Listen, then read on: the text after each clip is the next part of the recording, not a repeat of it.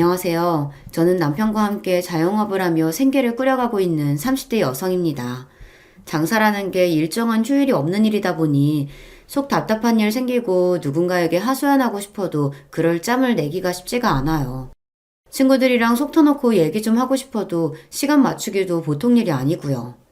장사일도 그렇고 시집와서 겪은 일들도 그렇고 제 속 이야기가 켜켜이 쌓여가는데도 한동안 그걸 어떻게 해소해야 할지 몰라 저 나름대로 마음고생을 했습니다. 짬나는 대로 이 채널의 사연들을 들으면서 나만 이렇게 남모를 사는 이야기를 감싸안고 사는 것만은 아니구나 싶어 위안을 많이 받았습니다. 오늘 제가 들려드릴 이야기는 제가 남편에게 시집 오면서 시댁 때문에 속 터질 뻔했던 걸 확 풀어버린 일에 대한 것입니다. 저나 제 남편이나 시댁한테는 진짜 당할 만큼 당했거든요. 얘, 너 아무리 나한테 서운한 게 있어도 그렇지? 그렇다고 형제한테 그러는 거 아니야! 어머니 때문에 어머니 둘째 아들 이혼당할 뻔한 거 모른 척 하더니 왜? 큰아들 잘못할 것 같으니까 이제 와서 조마조마하신가 봐요. 그러길래 평소에 좀 잘하지 그러셨어요. 뒤늦게 눈 가리고 아웅하듯 받으나 마나한 사과를 받았으나 소잃고 외양간 고쳐봤자 아무 소용없는 법입니다. 이래서 사람이 평소에 잘해야 하는 법이에요. 도대체 제게 무슨 일이 있었나 궁금하신가요? 지금부터 제 이야기를 들려드릴게요. 저는 아들만 둘 있는 집안의 둘째 아들한테 시집을 왔습니다. 저랑 동갑인 남편은 비록 고졸에 공부도 많이 한 편은 아니지만 생활력 하나만큼은 정말 강한 사람이었어요. 제가 처음 저 소개하면서 남편하고 같이 자영업을 하고 있다고 말씀드렸죠. 근데 저희 매장이 한 군데가 아니에요. 남편과 함께 운영하는 옷가게는 장사가 아주 잘 되는 편입니다. 저랑 결혼할 무렵에 매장을 하나 더 낸 것이 지금은 더 늘어서 총 3개의 매장을 바쁘게 돌리고 있어요. 가게끼리 거리는 멀지 않은 편이라 남편이 매일같이 새 매장을 돌면서 관리를 하고 있고요. 저는 그중 한 매장에서 거의 상주하다시피 하며 일을 하고 있습니다. 매장마다 직원 수 또한 제법 돼서 그걸 다 합치면 10명이 넘어가니까 대강 가게 규모가 어느 정도 규모인지 짐작이 가실까 모르겠어요. 그러다 보니 저희 벌이도 나쁘지 않은 편이에요. 솔직히 시댁에서 저희 남편만큼 돈 잘 벌고 돈 굴릴 줄 아는 사람은 없었죠. 여기까지 들으시면 시댁에서 저희 남편을 돈 잘 버는 자랑스러운 아들로 대접해 주시리라 생각하겠지만 실상은 전혀 그렇지 않았습니다. 아이고 준태야 그러지 말고 이거 하나라도 더 먹어보라니까. 아 엄마 써서 내 입에 안 맞는 거 뻔히 알면서 뭘 자꾸 들이대고 있어. 네가 어릴 때부터 몸이 허약해서 이런 삼종류는 꾸준히 먹어줘야 한다니까. 여기서 말하는 준태는 바로 제 아주버님인 남편의 형님입니다. 저렇게 무슨 초등학생 아들 밥 먹이려고 뒷공문이 쫓아다니듯 하는 시어머니는 제 둘째 아들한테는 눈길도 잘 주지 않았습니다. 제 형만 챙기는 어머니 꼴을 보는 남편 눈이 싸늘했죠. 그도 그럴 것이 매장 3개를 돌려가며 무리하던 남편이 과로로 쓰러졌을 때도 흰죽 한 번 써줘본 적이 없는 시어머니였습니다. 장남은 무려 입에 맞지 않으신다며 손수 재운 홍삼이 집에 넘쳐나는데도 홍삼 한 조각 하나 제 남편 몫으로 돌아온 적이 없었습니다. 집안 분위기가 짐작이 가시죠. 남편은 평생을 자기 형만 티나게 좋아하는 어머니의 편애 때문에 상처받으며 자라왔어요. 듣기로는 시어머니가 이 집안에 시집오고 나서 거의 5년간 아이가 생기지 않았다고 합니다. 저희 시아버지가 3대 독자라 이 집안에서 나름 귀한 아들이었다고 그러더라고요. 그런데 며느리라고 시집와서 5년이 넘도록 자손을 보지 못하고 있으니 시집살이가 아주 보통이 아니었다는 소리는 들었습니다. 지금은 돌아가셨지만 저희 시할머니 성미도 아주 보통이 아니셨거든요. 그나마 저는 손자며느리라고 덜 하셨지만 꼬장꼬장한 성미에 자식 장가까지 보낸 나이든 며느리한테도 결코 살갑지 않은 시할머니셨어요. 그나마 저것도 시어머니가 장남인 아주버님을 낳고 나자 그나마 나아진 거라고 하더라고요. 내가 우리 준태 낳기 전까지는 이놈의 집구석에서 정말이지 사람 취급을 못 받고 살았어. 세월은 흘러가는데 애는 들어서질 않고 그러니 이 집에서 내가 얼마나 눈칫밥을 먹고 살았겠어. 준태 태어나고 나서야 처음으로 우리 시어머니한테 따뜻한 밥상 한번 얻어먹어봤다. 그전까지는 서러워서 아주 그냥 혀 깨물고 죽고만 싶더니 우리 준태가 구세주지 구세주야. 그토록 바라고 바라던 아들이 태어났으니 온 집안에서 아주버님을 떠받드는 건 당연한 일이었습니다. 저희 친정처럼 아들, 딸 구별 없이 잘 키워주신 환경에서 자란 저로서는 도무지 이해가 가지 않았지만, 이 집안 가풍이 그렇다니까 그런가 보다 했어요.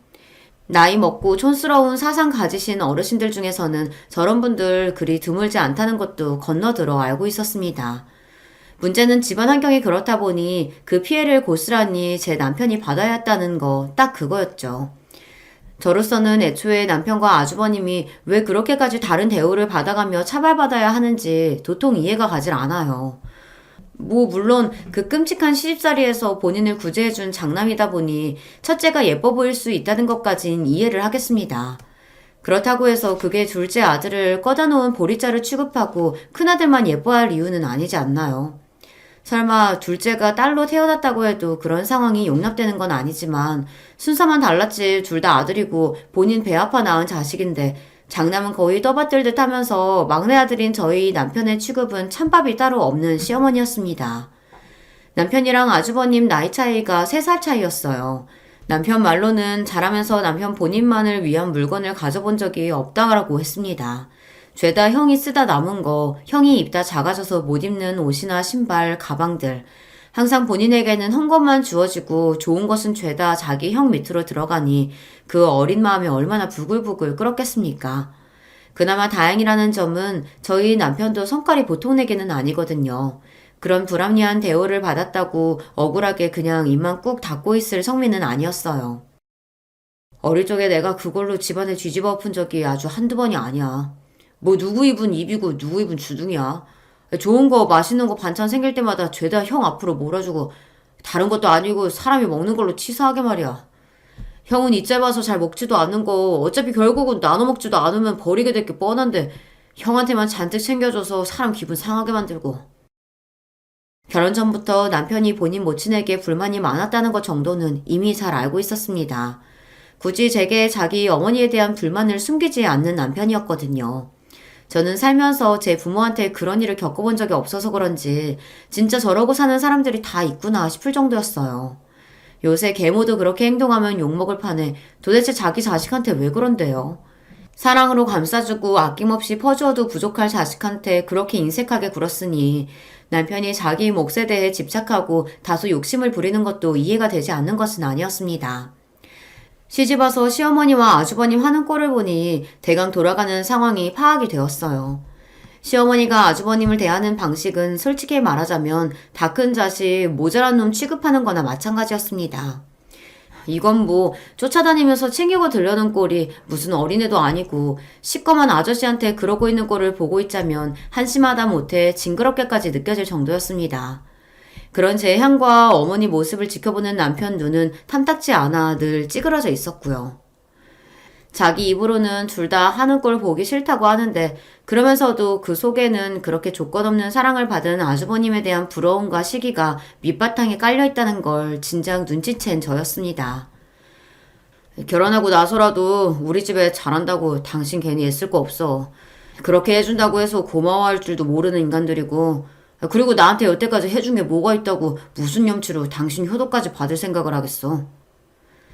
그렇게 퉁명스럽게 말한 남편이었지만 막상 제가 예의상으로라도 시댁에 뭔가를 챙기거나 좋은 물건을 선물하거나 하면 은근히 흡족해한다는 걸 알고 있었습니다. 그러니까 남편은 자기를 차별한 어머니에 대한 원망을 한가득 안고 살면서도 자기 어머니를 완전히 버리지는 못한 거였어요. 저야 그런 남편 속이 빤하게 보였으니까요. 저 사람이 오죽이나 어렸을 때 상처를 많이 받았으면 저런 어머니도 어머니라고 저러는 걸까. 거의 평생을 제 모친 행동에 실망했으면서도 아직도 신라 같은 희망을 버리지 못하는 남편이 안쓰러운 마음도 들었습니다. 남편이 대학 진학을 하지 못하고 일찌감치 장사를 시작한 것도 집안 편애와 아주 상관이 없다고 할 수는 없었어요. 공부에 그다지 소질 없기는 아주버님도 마찬가지였으니까요. 그럼에도 불구하고 어떻게든 아주버님만큼은 대학에 보내겠다고 없는 형편에 집안 기둥뿌리 뽑아가며 아주버님 교육에 열을 올렸다는 시어머니였습니다. 자고로 집안의 장남이 든든하게 버티고 있어야 집안이 잘 돌아가는 거야. 그러니 어떻게든 춘태 너는 대학 가서 제대로 자리 잡을 생각만 해. 나 공부하기 싫은데. 남편이 처음부터 공부에 손을 아예 놓은 건 아니었다고 하더라고요. 자기도 대학 가고 싶은 마음이 있었는데 그래도 형보다는 자기가 성적도 더 잘 나오는데 자기한테는 관심도 없고 형만 바득바득 대학 보내려 드는 어머니한테 반항도 많이 했다고 합니다. 저 돌대가리 대학 보내줄 돈 있으면서 왜 나는 대학 안 보내주겠다는 건데. 성적으로 보나 뭐로 보나 이 집안에서 누구 한 명 대학 가면 당연히 내가 가야지. 왜 형인데. 얘가 지금 무슨 소리라고 있는 거야? 네 형은 장남이고 우리 집 4대 독자잖아. 당연히 형이 잘 돼야지. 아무리 철딱서니가 없어도 그렇지. 어떻게 그렇게 생각이 짧아? 전 그렇게 대학 가고 싶으면 네가 벌어서 네 힘으로 가. 그 말을 듣고 서러워서 홧김에 가출을 감행한 남편이었지만 가출한 지 거의 일주일이 다 되어가는데도 자기 찾을 생각도 없는 모친에게 상처만 더 받았다고 했습니다. 결국 포기하고 집구석으로 기어들어갔더니 수험생 기력 잃으면 안 된다고 형놈 주둥이에 백숙 닭다리를 물리고 앉았더라. 그걸 보는데 이 집구석은 글러 먹었다 싶었어. 냉소적으로 말하는 남편 말을 들으면서 속으로 저도 이 집구석 참 글러 먹었다. 남편이랑 똑같은 생각을 했습니다. 그렇게 해서 아주버님이 잘 됐느냐 하면 또 그것도 아니었어요. 재수 끝에 어떻게 간신히 4년대 대학에 들어가기는 했는데 학교 들어가고 나서도 맨날 술이나 퍼먹고 다녔지 공부라곤 제대로 아는 아주버님이 뭐 그렇게 대단한 직장을 얻었겠어요. 술 먹으면서 노느라 만든 인맥으로 아름아름 중소기업에 자리 하나 얻어 들어갔는데 그나마도 시원치 않은 자리라서 월급도 많지 않고 휴일도 적었죠. 결국 못 다니겠다고 때려치우고 그 비슷한 일자리를 여러 번 전전하니 경력이고 뭐고 제대로 쌓일 틈이 있었겠습니까? 이도 저도 아닌 물광역에 대학은 간신히 나왔다고 해도 내세울 만큼 학벌이 좋기를 하나 그렇다고 따로 갖춘 능력이 있길 하나 저희 보기에는 집안 돈이나 실컷 축냈지 빌빌대는 꼴이 한심스럽게 짝이 없었습니다. 장남이 집안 일으켜 세워야 한다는 시어머니의 부푼 꿈은 진작 말아먹은 지 오래였죠. 반면 제 남편은 어떻습니까? 서러운 마음으로 대학 진학을 포기하고 고등학교를 졸업하자마자 지하상가에서 일을 배워가며 장사 수완을 키워나간 남편이었습니다. 본래 타고난 성격이 서글서글 사람을 잘 대하기도 했지만 어디 밥 벌어먹고 사는 일이 그렇게 쉬운 일입니까? 특히나 사람 대하며 장사하는 일인데 별의별 사람들을 다 만나며 고생도 무던히 해온 남편이었어요. 그럼에도 일찍부터 자리 잡아 자기 가게 연 것도 모자라 그걸 또 수완 좋게 잘 키워낸 남편이었습니다. 대단하지도 않은 대학 나왔다는 거 하나 빼고는 아주버님이 제 남편보다 더 나을 게 하나 없었습니다. 제 남편이라서 하는 소리가 아니라 객관적인 조건을 따져봐도 그랬어요.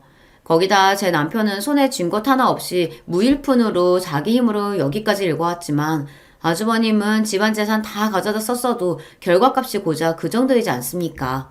누가 보더라도 집안에서 사람 구실 제대로 하고 살아가는 쪽은 다름 아닌 제 남편이었어요. 그런 모자란 큰아들에 대한 기울어진 사랑은 여전했으나 시어머니 보기에도 더는 제 남편을 무시할 수 있을 만한 상황은 아니었죠.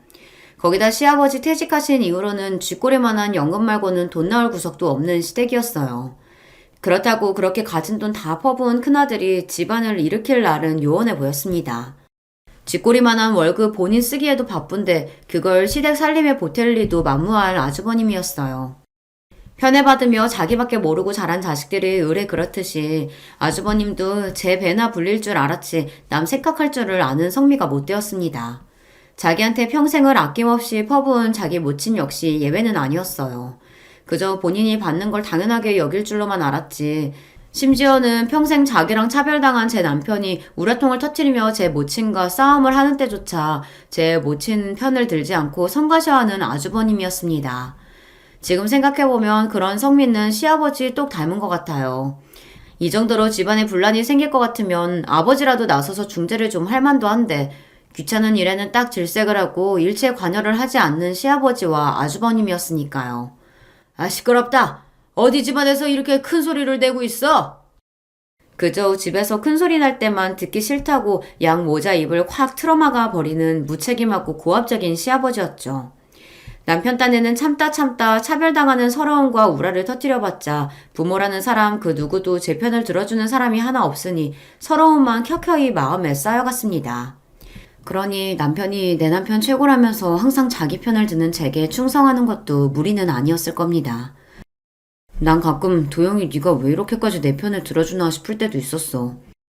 나 나아 기른 부모라는 사람들도 온전하게 내 편이 되어준 적이 없는데 완전히 타인으로 만나서 이렇게 마음을 열어주고 있다니 당신한테 고맙기도 하고 이런 대접이 분에 넘치는 것 같기도 하고.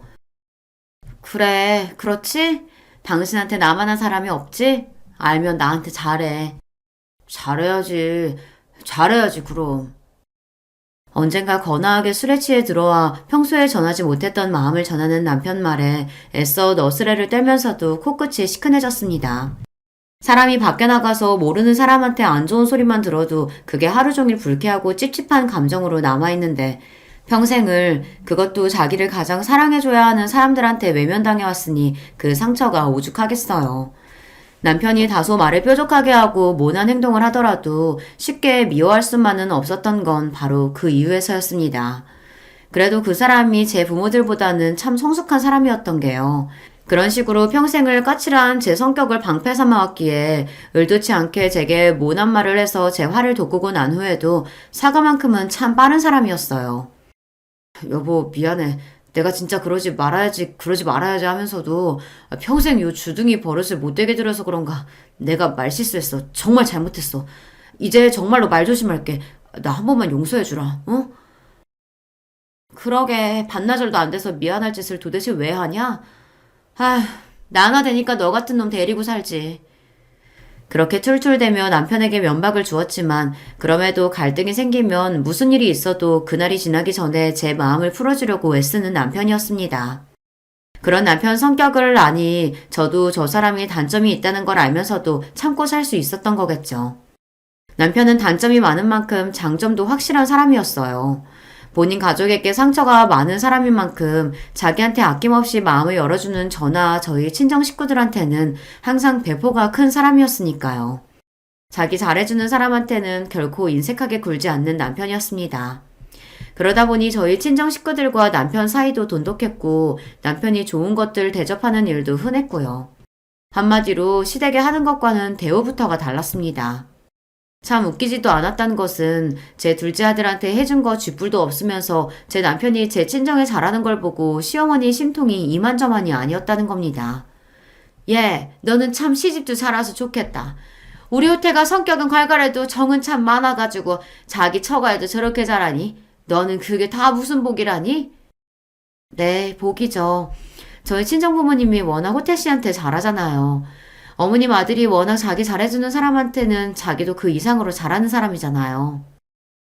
은근슬쩍 관심도 없는 본인 둘째 아들을 올려치며 제게 비아냥거리는 시어머니 말에 저도 멍청하게 당하고 있지만은 않았습니다.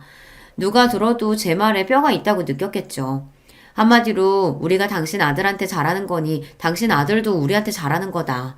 당신이 당신 아들한테 이렇게 대접을 못 받는 건 당신이 그만큼 제대로 한 게 없기 때문이라는 말을 돌려한 거나 마찬가지였어요. 그래도 눈치는 있는 모양인지 제 말을 듣고 괘씸해서 시어머니 눈썹이 파르르 떨리는 게 보였습니다.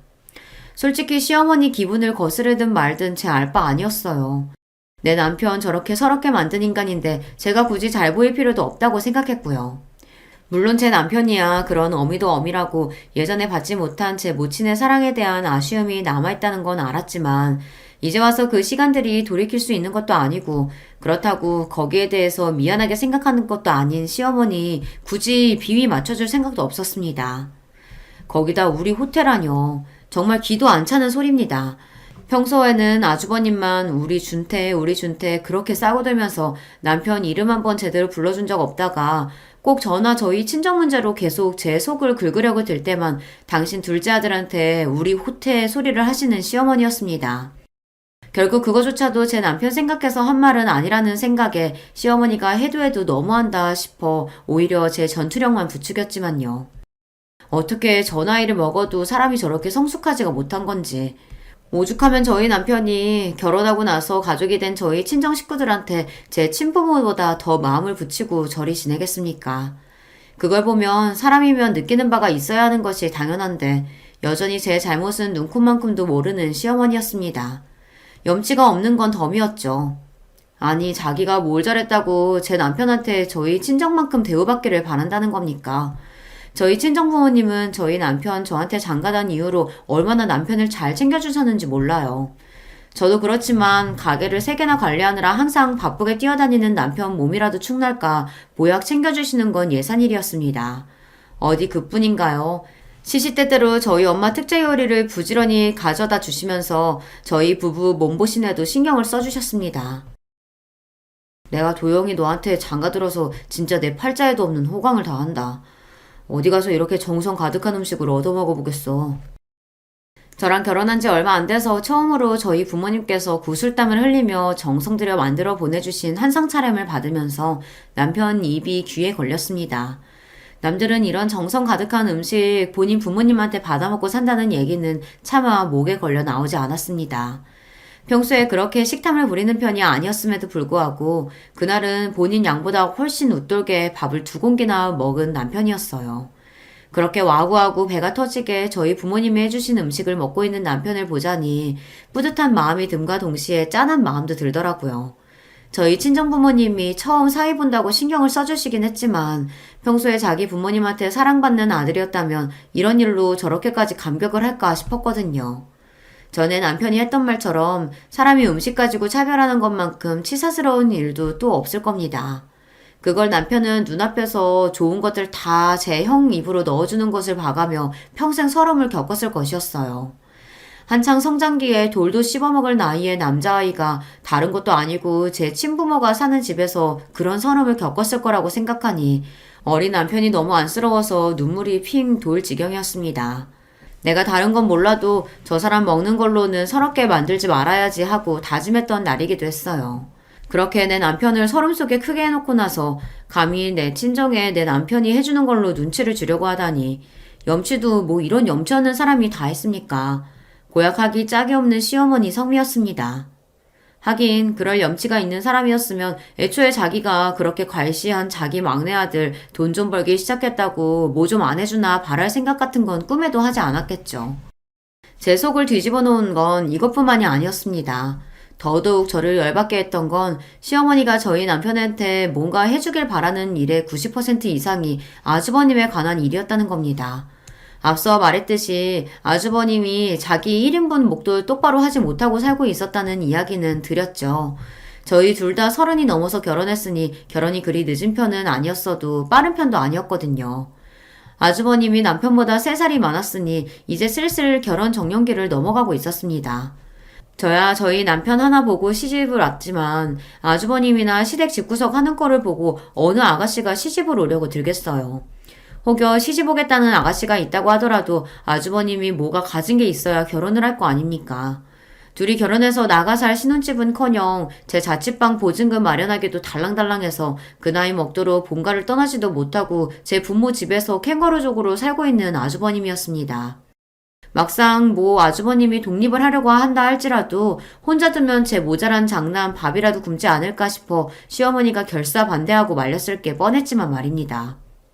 하긴 집에만 들어오면 제 방 청소며 빨래며 요리며 손 하나 까딱하지 않아도 늙은 어미가 허리 휘도록 자기 먹이고 입히느라 가지내를 쓰는데 게으르고 이기적인 성미의 아주버님이 선뜻 나가겠다고 할 것 같지도 않았지만 말이에요.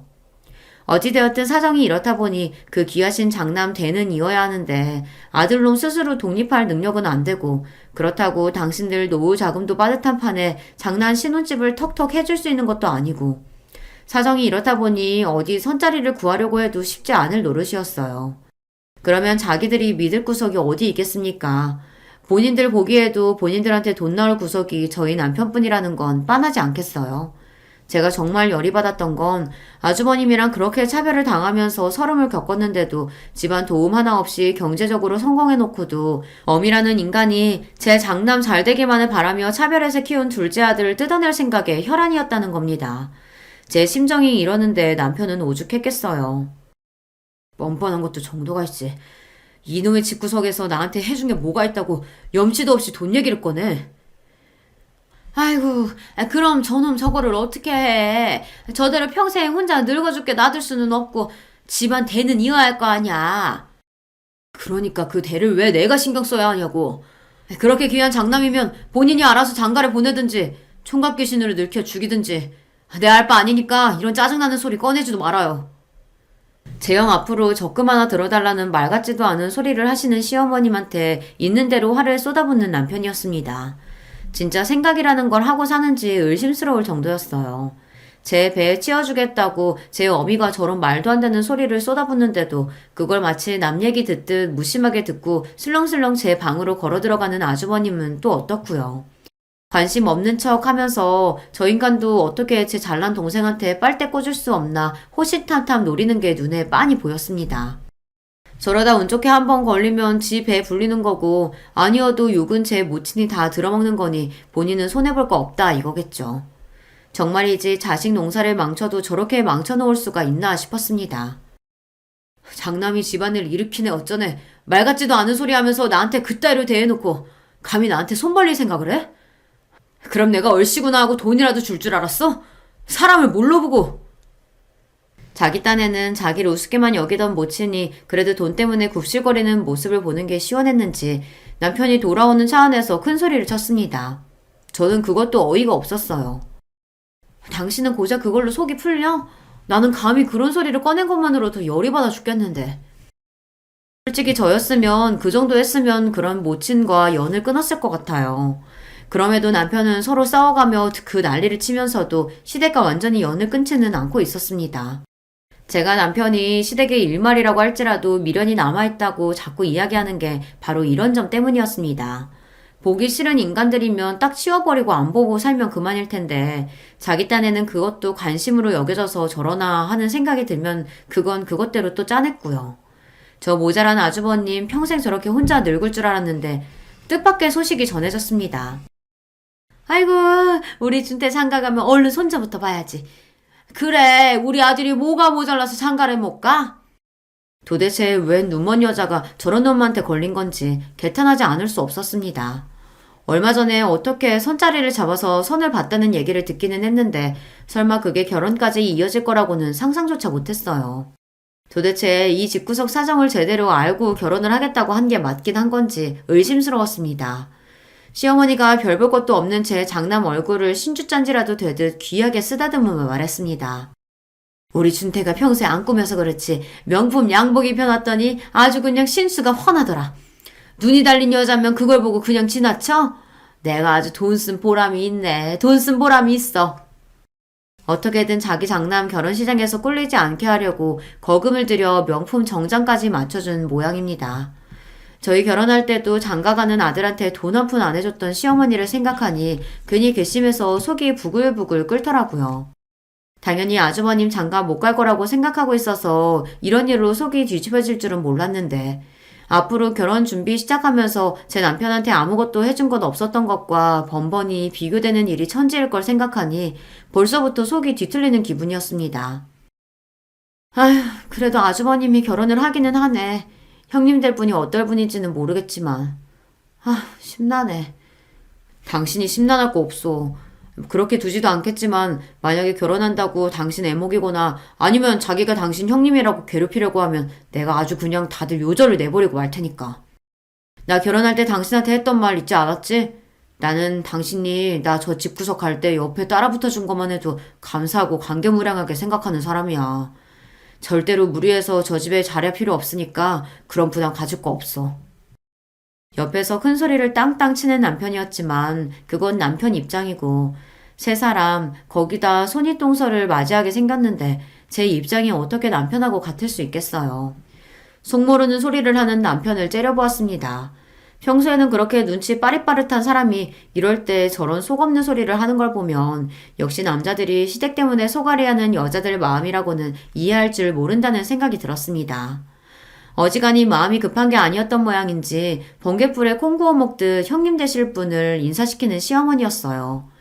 우려와는 달리 고 손윗동서가 되실 분은 사람이 참 괜찮아 보였습니다. 그래서 더 안타까웠습니다. 물론 사람 한 번 보고 알 수 있는 건 아니니 본성까지 꿰뚫어 볼 순 없다 치더라도 한눈에 보기에도 저희 아주버님 같은 사람한테는 아까운 분이었어요. 속으로 제발 도망가라고 소리라도 지르고 싶은 심정이었습니다. 특히나 곧 동서가 될 제게도 상냥하게 말하는 여성분이셨죠. 아가씨가 참 수더문하고 음전해서 우리 준태 짝으로 딱 맞는 것 같아. 내가 얼마나 마음이 놓이는지 몰라. 아니에요. 기대해 주시는 만큼 앞으로 제가 더 잘해야죠. 혹여나 간신히 잡은 큰며느리감 놓치기라도 할까 싶어 성격에 맞지 않게 살랑대는 시어머니 꼴을 보는 것도 고역이었습니다. 식사 자리 마치고 후식을 먹다가 저희끼리도 대화할 기회가 생겼어요. 도대체 저런 모자란 인간 뭘 믿고 시집으로 오기로 결심을 했나 싶어 제 일이 아닌데도 걱정스러웠습니다. 그래서 조심스럽게 넌지시 물어봤죠. 그럼 앞으로 신접살림은 어떻게 하시는 거예요? 분가하기로 결정이 되셨나요? 아, 네. 준태 씨하고 얘기를 해보니까 크지는 않더라도 방 2개짜리 오피스텔 전세금 마련할 자금 정도는 된다고 하시더라고요. 저도 보탤 수 있으면 더 보태려고요. 네? 오피스텔 전세요? 제가 놀란 건 아주버님은 물론이거니와 아주버님 돈줄인 시어머니한테도 그런 돈 될 여력이 없음을 뻔히 알고 있었기 때문입니다. 그런 제 말을 그분은 그렇게 소박한 신혼집에서 신전살림을 시작하는 것에 대해 제가 놀랐다고 받아들이신 것 같았습니다. 그분이 부드럽게 미소를 지으며 이렇게 말씀하셨어요. 괜찮아요. 요즘 아파트 한 채가 얼마나 터무니없이 비싼지 저도 세상 물정 모르는 게 아닌데 그렇게까지 바라지는 않아요. 살면서 저희끼리 열심히 모아서 나중에 아파트 전세로 이사 가도 되고 그렇게 살다 보면 저희 집 마련도 저희 힘으로 할 수 있겠죠. 처음부터 그렇게 욕심내면서 생각할 생각은 없어요. 너무 걱정하지 않으셔도 돼요. 제가 하는 걱정은 그게 아닌데 속이 답답해서 미칠 지경이었습니다. 도대체 저분 앞에서 무슨 내숭을 얼마나 떨어놓은 건지 이러다 멀쩡한 여자 인생 하나 망치는 건 아닌가 싶어 저까지 죄책감에 시달릴 정도였습니다. 그리고 오피스텔 전세라뇨. 도대체 그 얘기는 또 어떻게 나온 겁니까? 혹시나 하는 마음에 돌아오는 길에 남편을 떠보았습니다. 아주버님 신혼집을 방 2개 딸린 오피스텔 전세에서 시작한다고 하시는데 아주머니한테 그런 게 있었어? 아이고, 지 월급 쥐꼬리만한 거 받는 죽죽 써재 끼기 바쁜 놈이 모아둔 돈이 뭐가 있어. 그럼 도대체 오피스텔 전세는 어디서 나온 소리야? 결혼하실 분은 철석같이 그렇게 믿고 있으신 것 같던데. 그게 우리가 신경 쓸 일이야? 오피스텔 전세에서 신혼살림을 시작하든 길바닥 판잣집에서 신혼살림을 시작하든 우리가 신경 쓸 거 아무것도 없어. 뭐가 됐든 간에 그 인간한테는 한 푼도 도와줄 생각 같은 거 없으니까. 단호하게 말하는 남편이었지만 솔직히 저는 불안했습니다. 오늘 형님 되신다는 분 만나보니 더더욱 그랬어요. 이러다 사람을 하나 바보로 만드는 거 아닌가 싶기도 하고 정체를 알 수 없는 오피스텔 전세는 또 어떻고요.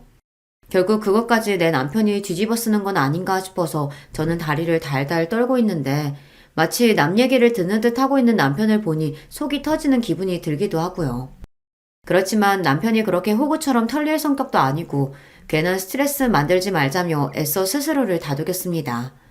그리고 얼마 지나지 않아 시어머니가 웬일로 저희 집을 방문했어요. 저희 신혼집 처음 들어갈 때 집들이 할 때나 한번 와본 거 빼고는 저희 사는 거에 관심도 없는 사람이었으니 또 뭔가 꿍꿍이가 있어 찾아온 게 분명하다 싶어 저도 모르게 경계하게 되었습니다. 아이고, 우리 준태도 이만한 집 하나 있었으면 내가 걱정이 없었을 텐데. 뭐 그런 말쯤이야 귀에 들리지도 않은 것처럼 우습게 가볍게 넘길 수 있었습니다. 저런 얘기 안 꺼내나 마침 그리 생각하던 참이었기 때문에 그리 당황스럽지도 않았고요. 그리고 그렇게 얘기한들 저나 저희 남편이나 도와줄 생각이 쥐똥만큼도 없기도 했고요. 그때 전화가 한 통 걸려왔습니다. 아, 네, 안녕하세요. 공사 날짜는 다음 주 주중으로 잡는 게 좋을 것 같아요. 주말엔 저희가 워낙 바빠서요. 그날도 한창 제가 일을 해야 할 시간에 집에 있었던 건 저희 집 내부 인테리어 리모델링 문제를 해결하려고 그런 거였어요. 집 많이 깨끗하기는 했지만 이왕이면 저희 지내는데 좀 더 편하게 지낼 수 있는 방향을 고민하고 있었거든요. 거기다 저희 둘 다 장사한다고 밖에서 사람들에게 스트레스 받는 일이 많다 보니 집안에서라도 저희가 최적의 휴식을 취할 수 있는 방법을 마련해보고 싶었습니다. 저희 신혼집 마련을 거의 제 남편이 전적으로 해줬거든요. 그러니까 이번 리모델링은 남편에 대한 제 작은 선물이기도 했습니다. 자라면서 많은 걸 누리지 못한 사람이니 남편만을 위한 취미방을 꾸며줄까 아니면 서재를 만들어줄까 고민하던 차에 시어머니가 은근슬쩍 물어왔습니다. 예, 집안 멀쩡해 보이는데 웬 공사를 한다고 그러니? 아, 그 사람 좀 더 편히 지낼 수 있게 리모델링 좀 해보려고요. 세상에 리모델링까지. 그게 돈이 한두 푼이 아닐 텐데. 넌 네 남편 잘 번다고 그렇게 돈 함부로 쓰는 거 아니다. 그 돈 잘 버는 남편 크는데 하나 일조한 거 없는 시어머니 입에서 저런 말이 나오는 게 기가 찼지만 저도 할 말이 없는 게 아니었습니다. 그래서 당당하게 얘기했죠. 설마 제 남편 고생하는 거 뻔히 알면서 제가 헛돈을 쓰겠어요? 이건 제가 결혼 전에 모아뒀던 자금 온전히 남편 위에 쓰는 거니까 걱정 안 하셔도 돼요. 그렇게 차갑게 말하고는 은근슬쩍 집에 비비고 있으려는 시어머니를 얼른 가게에 나가봐야 한다며 내쫓아 버렸습니다. 나중에서야 이날 제가 괜히 입방정을 떨었구나 싶어 후회하게 되었지만 가게 나가느라 바빠서 그것도 금방 잊고 말았어요. 그리고 바로 그 주말 시어머니로부터 후출이 왔습니다. 어머니, 저 바쁜데 급한 일 아니시면 나중에 하면 안 될까요? 지금 이것보다 더 급한 일이 없어. 빨리 넘어와. 바빠 죽겠는데 반갑지도 않은 사람한테 달갑지도 않은 호출을 받아 좀 짜증스러웠습니다만 그래도 최근에 저희 부부에게 조심하는 척이라도 하는 시어머니였기에 정말 무슨 일이 있나 싶어 시댁으로 향했습니다. 너, 우리 큰애 좀 도와줘야겠다. 제가 미처 자리에 앉기도 전에 대뜸 돈 이야기부터 꺼내는 시어머니의 뻔뻔한 태도에 저도 모르게 얼굴이 찌푸려졌습니다. 제가 그럴 돈이 어디 있어요. 아주버님 결혼하시는 거는 아주버님께서 알아서 하셔야죠. 그걸 왜 저한테 말씀하시는데요? 네가 돈이 없긴 왜 없어? 인테리어 공사한다며. 그것 빼서 우리 애 먼저 해주면 되잖아. 그러니까 며칠 전에 저희 집에 와서 엿들은 인테리어 공사 비용을 말하는 거였습니다. 제가 시집 오기 전에 차곡차곡 모아둔 제 쌈짓돈 5천만 원을 말입니다. 저는 너무 어이가 없어서 저도 모르게 소리를 버럭 질렀습니다. 그 돈을 왜 제가 아주버님을 줘요? 제가 결혼 전에 열심히 모아서 마련한 돈인데 내 남편 위해서 쓰려고 하는 돈을 제가 미쳤다고 아주버님한테 써요? 너 무슨 말을 그딴 식으로 해? 너도 참 뻔뻔하다 얘. 우리 준태 결혼 얼마 남지 않은 거 뻔히 알면서 니들은 걱정도 안 되니? 니들 형님이 변변한 신혼집도 마련 못해서 결혼이라도 미뤄지면 어떡하려고? 그걸 제가 왜 걱정해요? 어머님 장남이면 어머님이 걱정하셔야죠. 그리고 저희 결혼할 때 돈 한 푼 안 해주셨으면서 아주머님한테는 그렇게 한도 끝도 없이 해줘놓고 제 남편한테 미안하지도 않으세요? 가족끼리 그런 말이 어디 있니? 여유 있는 자식 있으면 힘든 자식 도와주기도 하고 그러는 거지. 가족은 무슨 가족이에요? 어머님이 언제부터 저랑 호태씨 가족으로 대하셨다고. 같은 자식인데도 내 남편 그렇게 서럽게 키워놓으시고 어떻게 이렇게 뻔뻔한 말씀을 할 수가 있어요? 뭐 뻔뻔해? 야! 너 지금 호태가 네 말이라면 껌뻑 죽으니까 네가 뭐라도 되는 줄 아는 모양인데 걔 엄마는 나야. 네가 아무리 설쳐봤자 호태 진짜 가족은 우리라고. 가족이 가족한테 해주는 건데 그걸 아까워가지고 시어미한테 이렇게 막말을 해? 네가 그러고도 우리 가족이냐? 넌 우리 가족도 아니다. 내 아들 만나 호강하면서 사는 줄도 모르고. 너 같은 거랑 살게 하긴 내 아들 너무 아까워. 너 이대로 할 거면 당장 내 아들하고 이혼해. 지금 말 다 하셨어요? 부모 노릇도 제대로 못한 주제에 이제는 아들까지 이혼시키려고 들어요. 정말 대단한 어머니 나셨네요. 이렇게 추태부려봤자 아주머님한테 제 돈 한 푼도 갈 일 없으니까 언감생심 꿈도 꾸지 마세요. 그러고는 분을 이기지 못하고 시댁 현관문이 부서지도록 쾅 닫고는 씩씩거리며 제 집으로 돌아왔습니다. 생각해보니 열받을 일이 끝도 없었어요. 저 뻔뻔한 시어머니나 아주버님은 말할 것도 없고 평소 같으면 안타깝게 생각했을 남편조차 미워질 지경이었습니다. 그 사람이 그렇게 태도 애매하게 굴지 않았으면 제가 이 수모 겪을 일도 없다고 생각하자 괜히 남편한테까지 화가 버럭 났습니다. 그래서 저 시댁에 후출되었다는 말에 불이 나게 집으로 돌아온 남편이 현관문에 들어서자마자 제가 소리를 빽 질렀어요. 야! 내가 네 형한테 돈 안 해준다며? 나 같은 건 가족도 아니라고 너랑 이혼하란다. 뭐? 뭐 이런 미친 인간이 다 있어. 너 그렇게 말로만 네 모친 네 형 가족 아니라고 하면서도 은근히 신경 쓰는 거 다 알아서 내가 못마땅해도 그냥 참고 넘겼는데 나도 이 꼴까지 당하면서 너랑은 못 살겠다. 네 엄마가 나 같은 여자한테는 당신 아들 아까워서 이혼시켜야겠다니까 이참에 그냥 갈라서자. 그리고 안방문을 쾅 닫고 들어와 닥치는 대로 짐을 싸기 시작했습니다. 홧김에 제가 한 말에 남편이 사색이 되어서는 안방문을 쾅쾅 두드렸어요. 도영아, 그게 무슨 소리야? 문 열고 나랑 얘기 좀 해, 어? 됐어. 다 꼴 보기 싫어. 사실 남편한테 한 말은 시댁에서 당하고 온 일에 대한 분풀이나 다름없었습니다. 제가 남편 때문에 속이 터진다고 생각하기는 했지만 설마 저 사람이랑 진짜 갈라설 생각이었겠어요. 하지만 이 정도로 세게 이야기하지 않으면 남편도 자기와 제 입장이 다르다는 걸 완전히 이해하지 못할 거라고 생각했기 때문에 괜히 더 심통을 부린 거기도 했어요. 한참 그렇게 문 앞에서 제발 문 열어달라며 낑낑거리던 남편이 어디를 갔는지 조용해지자 슬그머니 문을 열었습니다. 그새 어디를 갔는지 집을 비운 남편 때문에 집안이 괜히 더 휑하게 느껴졌습니다. 한껏 있는 대로 성질을 부리고 나니 괜히 허탈한 마음에 소파에 푹 퍼질러 앉았어요.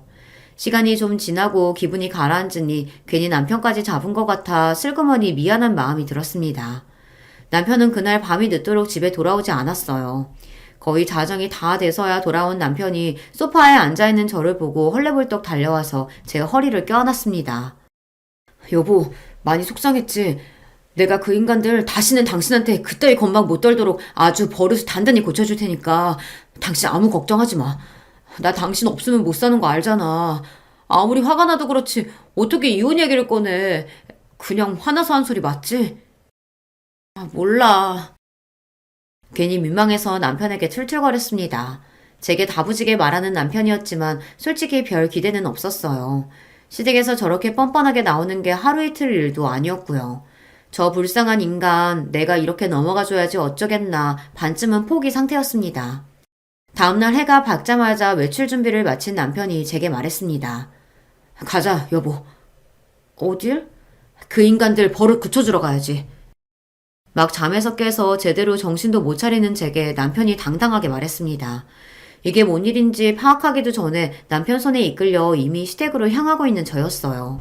남편은 시댁에 도착하자마자 무서운 기세로 문을 쾅 열어젖히고는 고래고래 소리를 질러댔습니다. 나와! 감히 우리 도영이 앞에서 이혼 운운한 인간들 전부 다 나와! 사람 하나 잡을 듯한 흉흉한 남편 기세에 혼비백산을 한 시댁 식구들이 모두 방에서 쏟아져 나왔습니다. 너!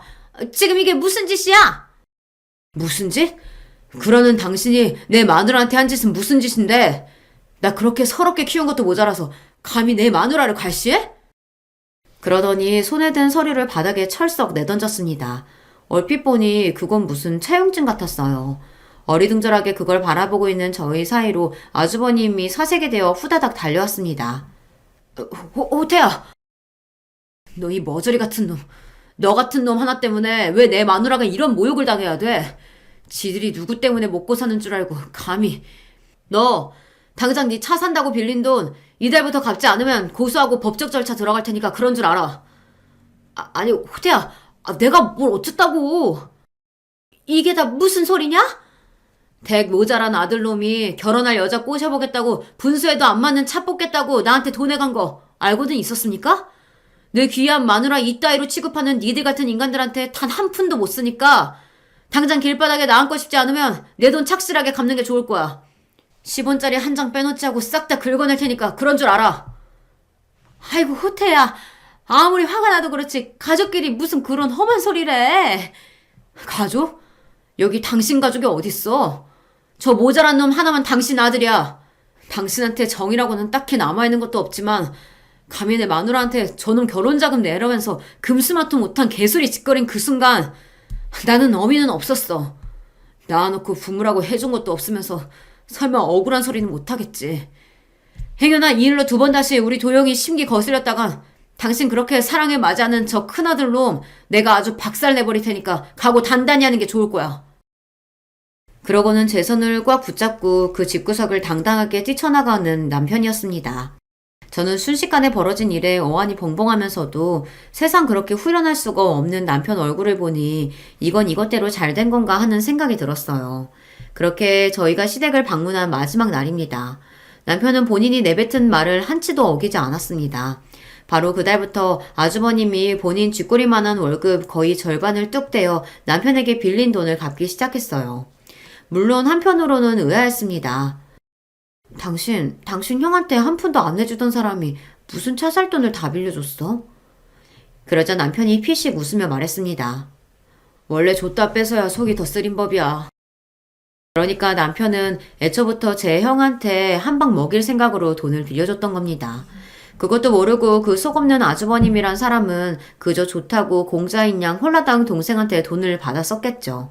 그 뻔뻔하고 이기적인 성미에 애초에 갚을 생각이라고는 없었을 겁니다.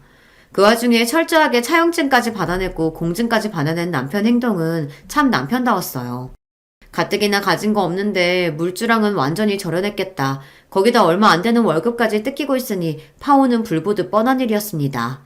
괜히 겪지 않아도 될 일을 겪은 상대 여자분이 안타까운 마음이었으나 그래도 저런 놈하고 저런 집구성하고 얽혀서 고생하는 것보다야 결혼 전에 일찌감치 마무리된 게 다행이다 싶었어요. 귀하디 귀한 채 장남 파혼당한 것도 모자라 가뜩이나 쪼들리는 형편에 더 빌빌대는 꼴을 보는 시어머니 속이 문드러질 것은 말할 것도 없었죠. 그 마음고생이 짐작되지 않은 것은 아니었으나 안타깝다는 생각은 쌀알 한 톨만큼도 들지 않았습니다. 제 남편에게 한 것에 비하면 이것도 너그러운 처사라고 생각했어요. 그렇게 지긋지긋했던 시가와는 완전하게 인연을 끊고 남편과 저는 여전히 서로 투닥거리며 잘 지내고 있습니다. 가족이 뭐 별거 있나요? 서로 진심으로 위해주면 그게 진정한 가족인 거죠. 저희 가족은 앞으로도 행복하게 잘 지낼 겁니다. 마지막까지 이야기 들어주신 여러분 모두 감사드려요. 안녕하세요. 인간관계 맺고 살아가는 게 정말 힘들다는 거 모두가 알지만 특히 여자들한테 있어서 시댁의 인물들은 더 쉽지 않고 골치 아프게 십상인 것 같아요. 저를 환장하게 만들었던 인물도 시댁 사람인데요. 바로 제 동서였답니다. 여기서 동서라 함은 제 남편의 하나뿐인 남동생의 아내 되는 사람이죠. 그러니까 따지고 보면 서열로는 제가 손윗사람인데요. 동서가 보통 내기인 인물이 아니었기 때문에 초장부터 기선제압을 잘했고 제가 좋은 게 좋은 거지라는 넓은 마음으로 유순하게 받아주면서 저희 관계는 조금 애매모호하게 출발을 했던 것 같아요. 동서가 저에게 습관처럼 자주 하던 소리가 바로 이거였습니다. 형님은 어차피 세련된 거 잘 안 어울리시잖아요. 약간은 촌스러운 게 형님한테 잘 받고 잘 어울려요. 사람이 억척스러운 이미지도 아무나 갖는 게 아니거든요. 그런 면에서 제가 보기에 형님은 대단하신 분이에요. 억척스럽고 촌스럽고 요즘 시대에 그런 것도 하나의 개성이자 매력이죠. 세련되고 우아하고 이런 건 저랑 잘 맞는 이미지고요. 그놈의 이미지 타령이라는 것 너무 징글징글했네요. 사람 이미지가 꼭 이렇고 저렇고 한 가지의 색깔에 국한되어야 하나요? 가수 백지영이 격렬하게 댄스 추면서 많은 사랑을 받고 데뷔하며 활동했지만 발라드 여왕으로 거듭나서 제2의 전성기를 맞았고 지금까지도 예능에 자주 얼굴 비추면서 잘 살잖아요. 꼭 사람이 한 가지에만 갇혀서 살아야 할 필요도 없고 남의 시선이 두려워서 다른 모습을 못 꺼내 보이며 살 필요는 더욱 없지요. 그런데 동서는 자꾸만 저에게 억척스럽다느니 촌스럽다느니 덩치가 조금만 더 좋았으면 여장군이었을 거라느니 뭐 그런 소리를 자주 했었어요. 얼굴만 봤다 하면 꼭 그런 얘기를 빼놓지 않고 했습니다. 처음에는 몰랐는데 시간이 지나다 보니까 이런 생각이 조금 들더라고요. 어라? 혹시 동서는 내가 다른 이미지를 가지기를 원하지 않는 건가? 나는 촌스러워야 하고 너는 세련된 사람이고 꼭 이렇게 나누고 싶어서 자꾸만 그런 생각을 주입시키는 것 같다는 짐작이 드네. 어느 날 문득 그런 짐작이 들면서부터 저는 동서가 왠지 모르게 불편해졌죠. 그런 마음이 들고 나서 동서를 만난 주말이었는데 제가 예전에 알고 지냈던 친한 언니한테서 안 입는 옷을 한 번 선물 받은 거 그걸 입고 나갔거든요. 그런데 그게 그 당시에 좀 유행을 타던 브랜드였던 거예요. 동서가 단박에 그 사실을 알아채고는 저를 향해 이렇게 말했습니다. 아시는 분이 형님한테 이걸 줬다고요? 아이고 아까워라. 이런 좋은 옷의 가치도 모르는 데다가 전혀 안 어울리는 사람한테 이게 가니까 정말 아까운 마음이 다 드네요. 최근에 유행하는 스타일이라서 형님하고는 이미지가 맞지도 않는데 그냥 입지 마세요. 나는 이 옷이 편하고 괜찮은 것 같은데 내 이미지하고 어떻게 안 맞는다는 거야, 동서? 잘 입고 온 사람한테 괜한 트집을 잡는 거 아니야? 좀 너무하네. 어머나 형님, 오늘따라 왜 그렇게 갑자기 표정을 싹 굳히면서 저한테 따지듯이 물어보세요? 혹시 오해하시는 거 아니죠? 저는 형님한테 일부러 그러는 게 아니고 옷이 정말 너무 안 어울리는 데다가 형님은 그 브랜드가 어디서 어떻게 유행이 시작되었는지 이런 내용도 전혀 모르시는 분인데 여러모로 안타까워서 진심을 담아 말씀드린 거예요. 그렇게 인상 구기시면서 저한테 따지시면 자격지심 있으신 걸로 저도 오해할 수가 있어요. 지금 생각해도 그 순간이 정말 어이가 없네요. 에이씨, 그때 동서에 싸대기라도 한 대 날렸어야 했는데 저는 기껏해야 그런 거 아니야 라는 정도로 크게 말을 하고 돌아섰던 것 같습니다. 이래서 첫인상이 중요하다, 첫 단추를 잘 꿰어야 한다 이런 말이 있는 거겠죠. 동서가 말을 좀 함부로 하고 약간 건방진다는 건 처음부터 알아봤었지만 제 남편의 동생, 그러니까 제 시동생의 얼굴을 봐서 참았던 거고요. 시간이 좀 지나면서 동서가 저를 깔본다는 느낌을 받았을 때부터는 속으로 동서가 많이 철이 없고 그런 쪽으로 인성이 상당히 부족한 사람이라고 여겨서 제 딴에는 측은한 마음으로 참아주었던 거예요. 제가 윗사람이니까 측은지심을 가지고 좋게 넘어가면 될 것 같았죠. 하지만 누울 자리 보고 발 뻗는 동서의 만행이 계속되었던 겁니다. 결국 저는 괜히 이런저런 이유를 붙이며 나쁜 사람 되기 싫어서 상황을 자꾸 좋게 해석하고 끌어가다가 가만히 있었더니 가만히로 보더라 이런 상황을 자초하고 말았습니다. 오묘하게 꼬여버린 동서와의 인연, 그 시작을 찾아보자면 당연히 제가 시댁에 발을 들였을 때를 돌아봐야겠죠. 시댁에서 얽힌 인연이니까요. 시댁은 충청도입니다. 시부모님께서는 이런저런 집안 사정 때문에 충청도와 서울을 오가면서 도중에 지내시긴 하셨으나 어쨌든 충청도 분이세요. 거기서도 시골이요. 남편은 삼형제라서 위로 형이 또 있습니다. 집안의 첫째가 제 아주버님이세요. 결혼은 안 하셨어요.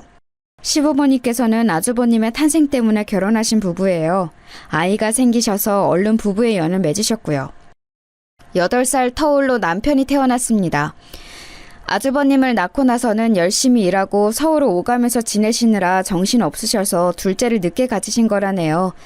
그리고 마지막으로 남편보다 2살 어린 막내가 태어났죠. 제 시동생이 말입니다. 시동생은 어렸을 때부터 덩치가 왜소했고 발달이나 성장이 다 느렸기 때문에 시댁 식구들의 걱정을 독차지한 존재였다고 해요. 시부모님께서는 어렸을 때 몸이 작고 약했던 막내 아들에게 유독 애틋함을 가지고 계시고요.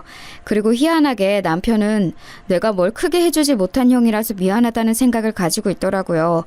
왜 그런 것인지 저는 당초에 이해를 할 수가 없지만요.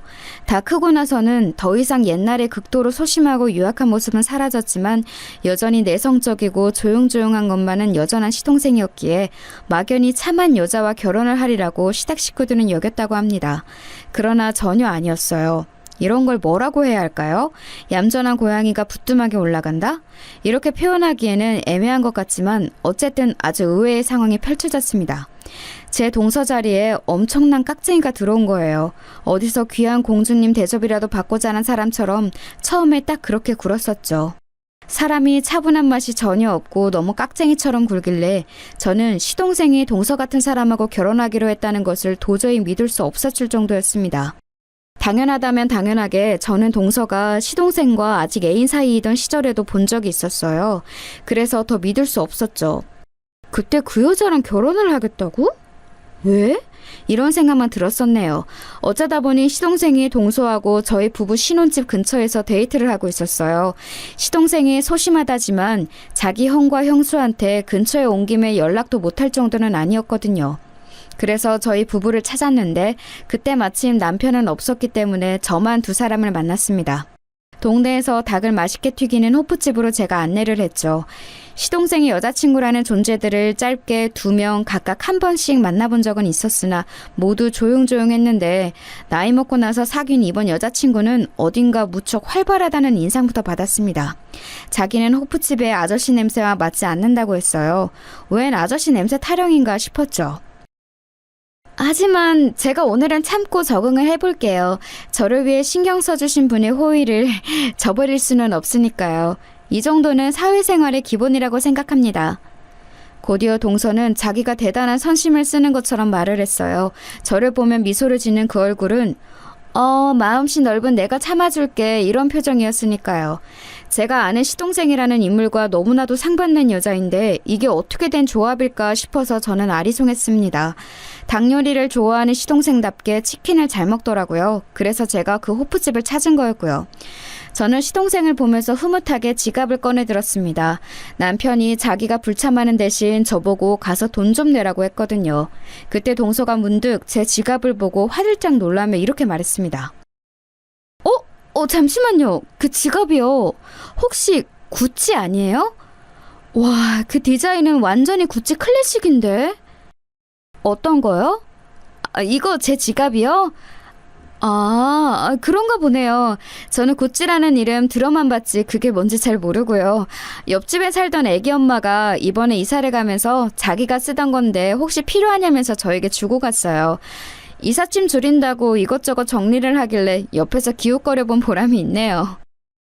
네? 그럼 언니가 사신 게 아니었어요? 남이 쓰던 지갑을 쓰고 계신 건가요? 남이 쓰던 거지만 그 애기 엄마가 워낙 깔끔한 사람이어서요. 그리고 인품도 좋은 사람이었죠.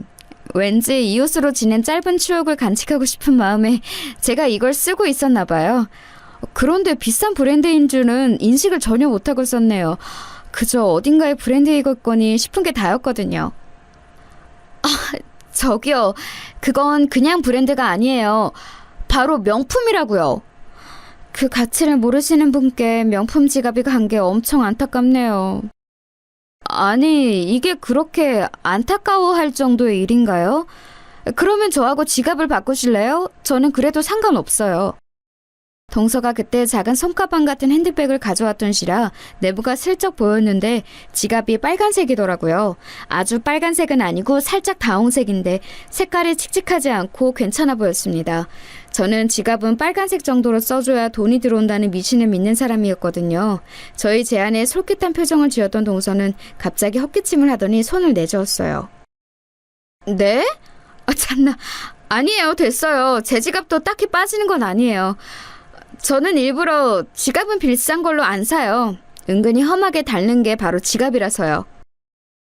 그래서 저는 네 하고 말았었죠. 그러더니 해질 때가 되니까 시동생 몰래 저한테 다가와서 뭐라 했던 줄 아시나요? 혹시 지갑 바꾸겠냐고 그랬습니다. 저는 황당해서 고개를 저었죠. 이미 됐어요라고 거절했던 사람과 지갑을 바꾸고 싶지는 않더라고요. 뭐예요? 설마 그냥 해본 말씀이셨어요? 바꿔줄 생각도 없으면서? 말씀을 너무 가볍게 하시네요. 아니에요. 정말로 바꿀 용의가 있어서 했던 말이었어요. 그럼 지금 얼른 바꿔요. 저는 이까짓 게 뭐 얼굴까지 붉힐 일인가 싶어서 그냥 바꾸어줬습니다. 얼른 바꾸는 그 찰나에도 동서는 말이 참 많았던 것 같아요. 자기 지갑에서 빼낸 카드 한 장을 가지고 얘기를 했었죠. 이 카드는 한정판이에요. 그래서 제가 특별히 발급받았죠. 언니는 이거 보신 적 없으시죠? 한정판이라서 아무나 가지고 있지 않거든요. 네, 처음 보네요. 그런데 한정판이면 금칠이라도 되어 있나요? 아니면 은칠? 카드가 무슨 금도끼, 은도끼인 줄 아세요? 그냥 한정판이니까 희소성이 있는 거죠. 그렇군요. 혹시 카드 유효기간이 10년이 되는 것도 아닐 텐데 참 별나게 한정판인 것들도 다 있네요. 제가 떠오른 감상대로 말을 했건만 동서가 입술을 꾹 다물고 삐진 모양새로 아무 말도 않더니 휙 가버렸습니다. 그리고 며칠 뒤 남편이 시동생하고 무슨 일로 전화를 하고 있길래 제가 옆에서 그랬어요. 여자친구가 제 이야기는 혹시 안 했냐고. 제가 지갑 바꿔줬는데 잘 쓰고 있는지 뭐 그런 짧은 얘기요. 그랬더니 전화기 너머에 시동생이 놀랐습니다. 형수님이 바꿔주신 거였어요? 제 여자친구가 그러는데 형수님이 자기가 됐다고 했는데도 자꾸만 지갑을 바꿔달라고 그래서 마지못해 바꿔줬다고 했거든요. 그때부터 동서가 아주 웃기는 짬뽕임을 알아봤어야 했습니다. 저는 제가 바꿔준 걸 고맙게나 쓰고 있을 줄 알았는데 그러기는커녕 잘못된 정보를 퍼뜨렸다니 너무 황당했죠. 그 통화에서 시동생이 이런 이야기를 해주었어요. 동서가 시동생한테 제가 무척 촌스러운 사람 같다는 말을 했다네요. 그러자 시동생은 동서한테 제 성격이 무척 좋고 자기는 저를 존경한다는 식으로 대답을 했고요. 왠지 시동생이 귀엽게 아부를 떠는 것 같아서 저는 그 소리를 듣고 아이고 고맙네요 하고는 말았지만 시동생의 말이 거짓이었다고 생각합니다. 왜냐고요? 제 성격을 좋게 생각한다면 절대 동서 같은 사람하고 결혼을 하지 않았을 테니까 말이지요. 알고 보니까 두 사람은 이미 결혼 이야기를 하고 있었다네요. 그러니까 동서는 호프집에서 저하고 시간을 보냈던 그날에 이미 저와 한 집안 식구가 될 것이라 생각하고서 어느 정도 기선제압에 들어갔던 것 같았습니다. 시동생이 도대체 왜 그런 스타일의 여자와 결혼을 하는지 저는 의문이었는데 남편 말을 듣고 나니까 살짝 이해는 갔어요. 제 딴에는 저도 시동생을 잘 안다고 생각했지만 친형을 따라갈 수는 없었던 겁니다. 남편이 하는 말이 시동생은 동서처럼 약간 성격이 외향적이고 기도 세고 뭔가 자기를 이끌어주고 어디를 가도 기죽지 않는 이런 여자가 반대로 소심하고 조용한 여자보다는 좋을 거라고 했어요. 왜냐하면 자기한테 없는 면을 충족시켜주기 때문에 매력으로 느끼고 든든함도 느끼고 뭐 그런 거지. 카리스마를 가진 여자하고 결혼하고 싶었던 것 같아. 만석의 마음을 내가 읽어보자면 그래.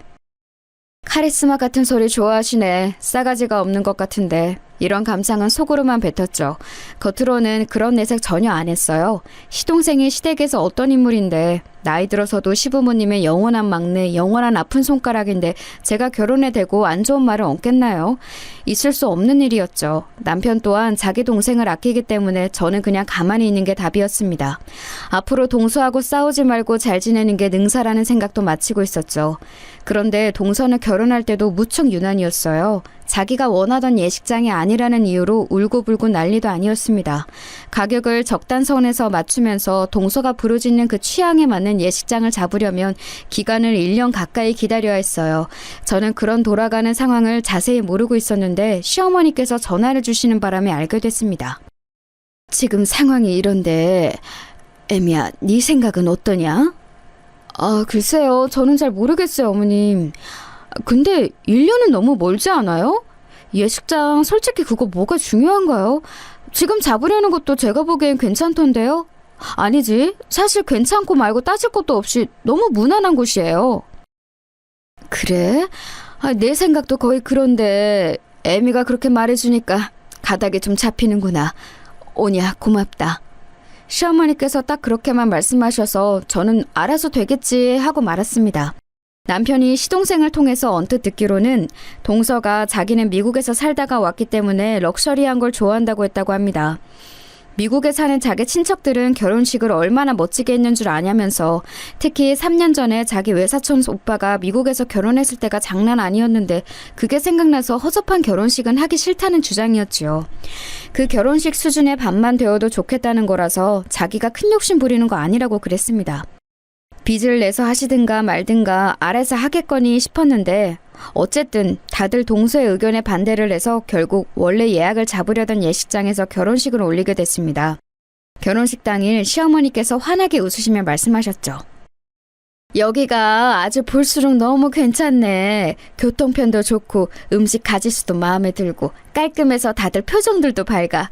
내가 우리 애미 말대로 하길 잘했다 싶더라. 갑자기 저에게 공을 돌리신 시어머니. 그 의도 자체는 감사했지만 문제는 바로 동서의 앞이었다는 거겠죠. 그 말을 들은 동서가 눈이 돌아갔어요. 형님이 여기서 하자고 그러셨어요? 제 결혼식인데 형님이 왜 말을 얹으셨어요? 대체 왜요? 아니야, 동서. 나는 그냥 여기가 무난하다고 그런 말씀만 드렸을 뿐이야. 오해하면 곤란해. 딱 봐도 자기 수준으로 저를 끌어내리고 싶어서 여우짓 하셨네. 본인이 촌스럽고 감각 없고 전혀 럭셔리하지 못하면 그냥 본인만 그렇게 사시면 돼요. 왜 멀쩡한 사람까지 끌어내리려고 하세요? 일생에 한 번뿐인 결혼식인데 진짜 신경질 나서 미치겠네. 와, 그때 제 말문이 진짜 턱 막혀버렸습니다. 저야말로 동서한테 대체 왜? 라고 따지고 싶었어요. 이 문제를 왜 저에게 그런 식으로 따지는지 영문을 알 수가 없었네요.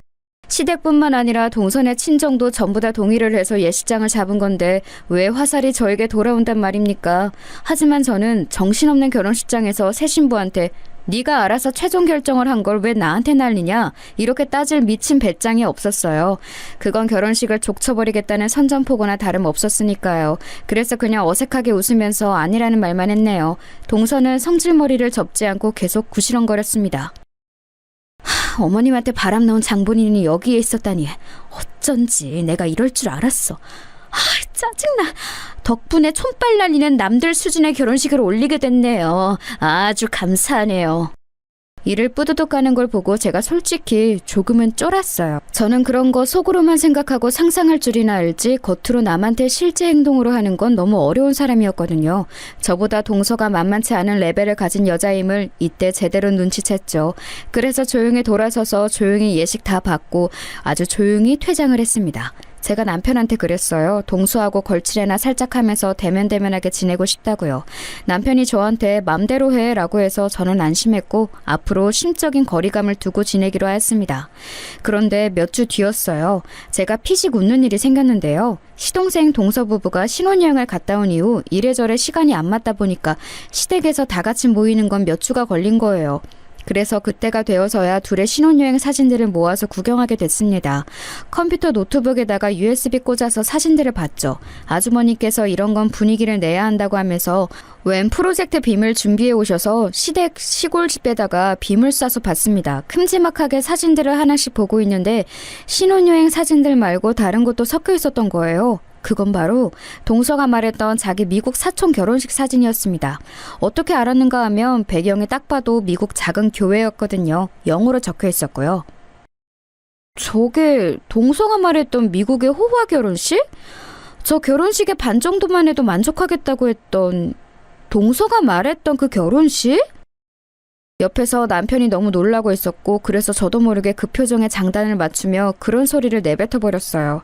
혼잣말이었지만 조용하니까 다 들렸겠죠.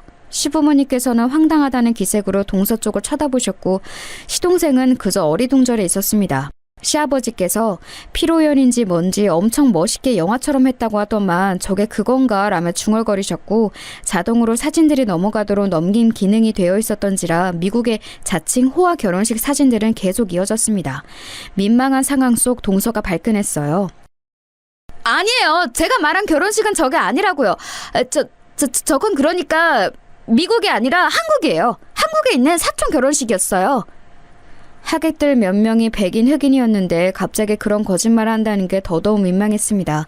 동서는 미국 친척들은 전부 갑부다라면서 얼굴이 달아오른 채 열변을 시작했고 만약에 친척들이 진짜 갑부였으면 예식장 잡을 때 예상 고려 따위 안 했을 것이므로 그게 거짓말이라는 것은 너무나도 자명했죠. 시어머니께서 민망해 죽겠다는 표정으로 손으로 얼굴을 가리셨어요. 그때 아주버니께서 호탕하게 말씀하셨습니다. 그래요. 저기가 미국인지 한국인지 사진이 너무 작아서 잘 보이지도 않는데 알게 뭐요. 그렇죠. 역시 말씀을 잘해주시네요. 감사합니다. 나는 어렸을 적부터 땅바닥에 개미 눈알도 다 보던 사람인데 이제 나이가 들어서 영 눈이 침침해졌지. 잘 보이지도 않어. 아주버님의 말씀에 동서가 민망함을 모면했다고 여겼는지 무척 반색했어요. 환하게 웃으면서 이제 정상적으로 이어지는 신혼여행지의 사진들을 보았고 자기가 장소 소개도 해주더군요. 아무것도 모르는 것 같길래 제가 망설이다가 집에 갈 때가 되어서 동서의 귀에 아무도 몰래 속삭여 주었습니다. 동서, 아까 아주버님이 하신 말씀... 그거 사진이 너무 커서 배경이 미국인 거 다 보인다는 뜻이었고 시력도 워낙 좋으셔서 잘 보인다는 뜻이야. 네? 그게 무슨 말씀이세요? 왜 아주버님의 발언을 형님이 멋대로 꼬아서 해석하고 이간질을 시도하시는 거예요? 형님, 인상은 참 순박해 보이시는데 이러실 줄 몰랐네요. 동서가 저를 오해하고 코웃음을 치길래 저는 아무 말 없이 어깨를 두드려 주었습니다. 그러자 흠칫하더라고요. 그리고 이틀 뒤 동서에게서 연락이 왔어요. 생각해보니까 아주버님이 자기를 놀리신 거였는데 그 의미를 못 알아들었고 제 도움 덕분에 알아차릴 수 있었다면서 고맙다고 그러더군요. 그러면서 앞으로 동서지간끼리 잘 지내보자고 동서가 먼저 말을 해왔습니다. 거기다 대고 제가 거절할게 이럴 수는 없잖아요. 그래서 저는 그래 그러자 대답을 해줬지요.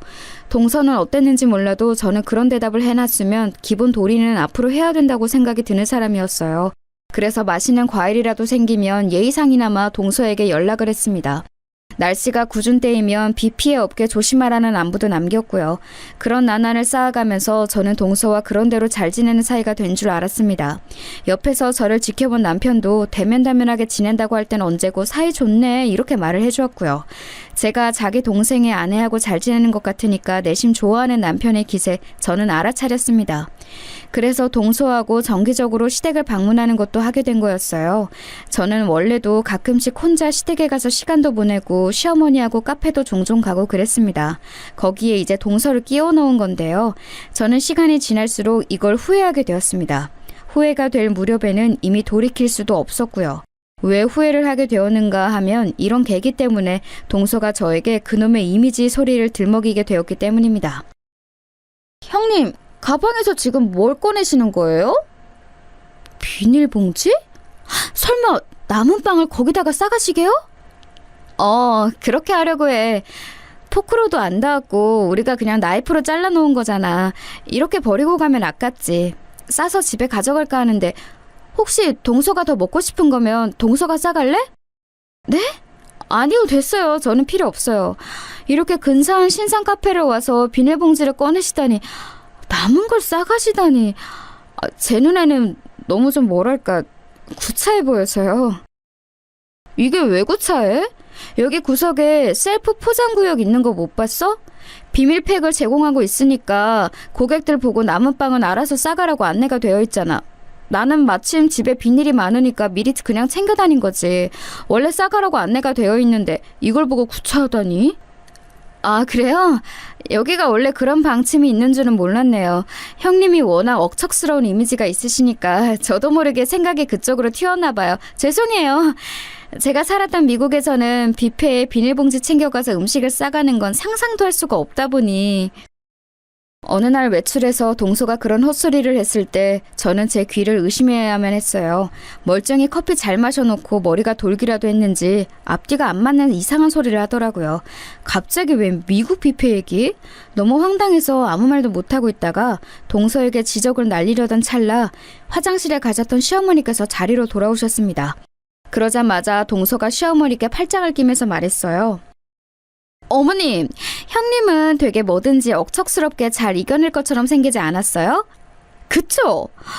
동생만 5 정도 딸려있는 집안의 장녀라서 돈을 벌기 위해 시골집을 떠나 상경한 이후로 이를 악물고 앞만 보고 달려오며 10원 한 장 허투루 안 쓰고 양말이며 속옷을 다 해질 때까지 입을 것 같은 그런 이미지예요. 너는 말을 참 요란스레한다. 여기 큰애미는 말을 시끄럽게 안 하니까 너보다야 차분하고 진중하기는 하지. 저는 워낙 도시 여자라서 그래요. 어디 도시 여자 얘기만 한가요? 미국 여자 얘기도 하죠. 이제 보니까 저하고 형님은 근본부터가 다르네요. 그래서 제가 자꾸 형님이 이질적으로 느껴지면서도 순수한 호기심이 생겼었나 봐요. 저에게는 날 때부터 없었던 촌스러움, 그 정겨운 촌티라는 것이 형님에게서 느껴져서 볼 때마다 구수하고 마음이 편해지는 것 같아요. 당최 무슨 소리인지는 모르겠지만 아무튼 큰애미가 사람 마음을 불편하지는 않게 해. 그거는 맞아. 저를 칭찬하는 듯 저의 장점을 말해주는 듯 하였지만 가만히 잘 짚어보면 그건 결국 저보고 촌스러운 여자라며 욕을 하는 것이었어요. 근데 동서가 웃으면서 말을 하는 데다가 시어머니께서 계시니까 제가 그런 생각을 냉정하게 하지는 못하겠더라고요. 동서가 뭔 놈의 헛소리를 하든 간에 그저 헛소리에만 그치면 상관이 없었는데 문제는 이거였습니다. 저같이 너무 잘 배워서 잘난 며느리만 있으면 어머님도 별로이셨을 거예요.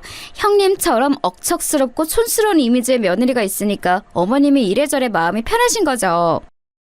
그런가? 듣고 보니 네가 하는 소리가 맞네. 둘이 다르기는 해. 동서가 자꾸만 그렇게 말을 하니까 시어머니께서도 어느새 당신의 안에서 제 이미지를 억척스럽고 촌스러운 것으로 보시게 되었더라고요. 동서가 워낙 그런 스타일이 아니다 보니까 확 비교가 되어서 더욱 그렇게 여겨지셨겠죠. 처음에는 그러거나 말거나 대수롭지 않게 여겼는데 시간이 지날수록 은근히 부하가 치밀었어요.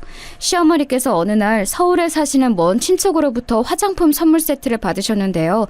식구들끼리 다 같이 모였을 때 세트 중에서 향기나는 로션을 꺼내시면서 저의 며느리 2명을 부르신 거예요. 이런 건 젊은 사람들한테서나 요새 유행하는 것이지 나이 든 시골 사람이 쓰기에는 민망하다고 하시면서 저희에게 주려고 하셨습니다. 동서는 그게 백화점 브랜드인 것을 알아보고는 무척 좋아했어요. 냉큼 받아들더라고요. 저는 그런 걸 크게 안 따지는 사람이니까 그저 마음 감사하다며 받아들려고 했습니다. 그런데 그 순간 근데 큰애미 너는 요새 유행한다나 뭐라나 하는 이런 건 별로 필요가 없지? 저한테 이렇게 물어보시는 게 아니겠어요? 그런데 제가 그때 마침 로션을 새로 산 지 얼마 안 된 때였어요. 한 개를 사면 비싼데 두 개를 사면 저렴하게 구입이 가능해서 그렇게 했거든요. 새 것이 두 개나 있던 때라서 저도 모르게 엄청 필요하지는 않아요 라는 식으로 답을 해버린 거예요. 그러자 시어머니께서 웃으시며 제 몫의 로션을 동서에게 건네셨습니다. 이런 거 잘 쓸 줄이나 아는 애가 써야 맞는 거겠지. 그래, 네가 둘 다 쓰렴. 그게 낫겠다. 네, 어머님 감사히 잘 쓸게요. 저는 유행도 엄청 따지고 화장품 브랜드가 뭐뭐 있는지 그런 거를 다 꿰고 다니거든요. 아무거나 저렴하고 용량이 크면 따지지 않고 막 쓸 것 같은 이미지의 형님하고는 제가 딴판이죠. 아, 형님은 왠지 억척스럽게 다 써가는 로션통 거꾸로 세워놓고 마지막 한 방울까지 다 쓰실 것 같아요. 생각해보니까 너무 웃긴다. 치약도 막 가위로 잘라서 속을 파서 쓰시는 건 아니겠죠? 그런 게 너무 어울려요. 억척이 형님. 자기 멋대로 저를 억척이라고 하더니만 그날 헤어지면서도 저에게 억척이 형님 잘 가세요라고 이러더라고요. 지금 생각하니까 정말 어이가 없어요. 그건 완전 싸우자는 신호 아닌가요? 하지만 저는 그때 재미있다면서 깔깔 웃는 동서가 정말로 무척 재미있어 보여서 에휴 이 철없는 거사 내가 참자 이러고 말았던 것입니다.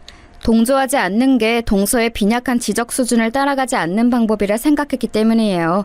하지만 앞서 말씀드렸듯 가만히 있던 저를 가만히로 보더라고요. 그리고 선동이란 참 무서웠고 군중심리라는 것도 무서웠습니다.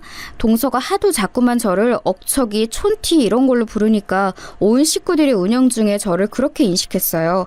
단체로 모처럼 가족 나들이를 갔을 때 관광지 식당가 앞을 지날 때에도 어느 집에서 구수한 청국장 냄새가 진하게 풍겨오니까 동서가 큰 목소리로 나는 미국 입맛이라 전혀 못 먹는 음식이지만 딱 봐도 우리 형님은 잘 드실 것 같은 냄새가 난다. 그쵸? 형님이 국물 한 방울 안 남기고 잘 드실 것 같은 냄새가 나죠? 이렇게 외쳤거든요. 그런데 시부모님께서 너털 웃음을 터뜨리셨어요. 같이 나들이를 온 시아버지의 사촌 형제분들도 웃으셨고요. 눈치가 있는 건지 없는 건지 그 와중에 시동생은 수줍게 웃으면서 이런 말이나 했습니다. 형수님이 요리를 잘하시잖아. 청국장 같은 것도 잘 끓이셔. 내가 예전에 형수님이 끓여주신 청국장을 먹어봐서 알아. 비록 청국장이 너무 진해서 많이 먹지는 못했지만 솜씨는 정말 좋으셨지. 형수님은 못하시는 게 없어. 어머 청국장이 너무 진했다고? 여보, 역시 우리 형님은 억척스럽고 촌스럽고 이런 것에 그치지 않고 구수하기까지 한 분이 많나 봐. 요리 솜씨가 좋으신 것도 억척스러운 이미지하고 너무 잘 어울려. 그 말에 좋은 게 좋은 거라는 바보 같은 생각으로 그저 웃고 말았던 제가 진짜 백의 바보였습니다. 기분이 나빠서 속은 울렁거리는데 다들 웃고 있으니까 그 분위기를 망치고 싶지는 않아서 함께 웃고 말았던 제 자신 너무 답답한 모습이었네요.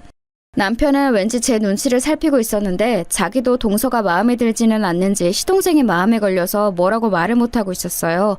무엇보다 시동생은 저에게 절대 악의를 가지고 있지 않았으니까요. 순수하게 웃는 얼굴에 대고 뭐라 하기도 참 애매했습니다. 집안에 귀한 막내 시동생이 있기 때문에 제가 동서의 어떤 만행도 어찌되었든 참았던 거예요. 하지만 저도 사람인지라 기분이 나쁘기는 했고 무엇보다 동서가 오기 전에는 제가 시어머니하고 무난하게 잘 지내는 고부관계였는데 중간에 동서가 이상한 모양새로 끼어든 것 같아서 괜히 섭섭하기도 했어요.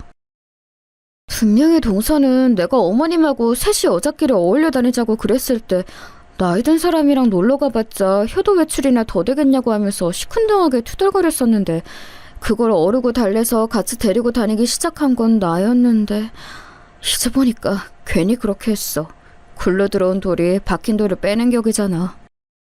가만히 생각을 정리해보니까 초장부터 동서는 막무가내식으로 거침없이 싸가지 없이 자기 위치를 딱 잡고 행동했던 게 아주 유해했던 듯 싶더라고요. 저는 그 기세에 눌려서 한 발 뒤로 물러난 채 서열을 양보한 셈이었고요. 여러모로 후회가 밀려들었고 저는 초심을 되찾기로 했습니다. 제가 처음에 품었던 생각, 동서와 대면대면하게 멀리 지내자는 것이었죠. 괜히 휩쓸릴 필요가 없을 것 같았어요. 그래서 동서에게 따로 연락을 안 하기 시작했고 시어머니께는 개별적으로만 연락을 드렸어요. 시어머니께서 저에게 텔레비전 저녁 방송에서 나온 장소를 가고 싶다 하시면서 젊은이들이 사진을 많이 찍으러 가는 곳이라고 덧붙이시길래 동서하고 가시라 그랬습니다. 동서는 그런 걸 잘 알고 좋아하니까 안성맞춤이라고 했죠. 그랬더니 사흘 후였나 아니면 나흘 후였나 동서에게 연락이 왔어요. 형님, 왜 요새 연락도 안 주시고 제가 연락드려도 거의 무시를 하세요? 문자에 답장을 안 하시더라고요. 결국 그래서 제가 이렇게 전화를 다 드리게 되었네요. 그래, 동서 귀한 전화를 다 주었구나. 너무 황송해. 그런데 무슨 일이야? 형님 뭐예요? 설마 지금 비꼬시는 건가요? 아니시죠? 저는 형님이 안 계시니까 외롭고 쓸쓸한 마음에 전화를 드린 건데 이런 저에게 그런 냉랭한 태도 너무 아니라고 봅니다. 마음 곱게 쓰시면 좋겠어요. 이제 왠지 동서의 화법을 잘 알 것도 같아졌어요. 결코 이해가 되었단 말은 아니고요. 그냥 이 뜬구름 잡는 헛소리 자체가 동서의 화법이라는 것을 알게 되었다는 의미였죠. 괜히 제 속을 뒤집어 놓으려고 아무 소리나 짓거리는 것이었습니다.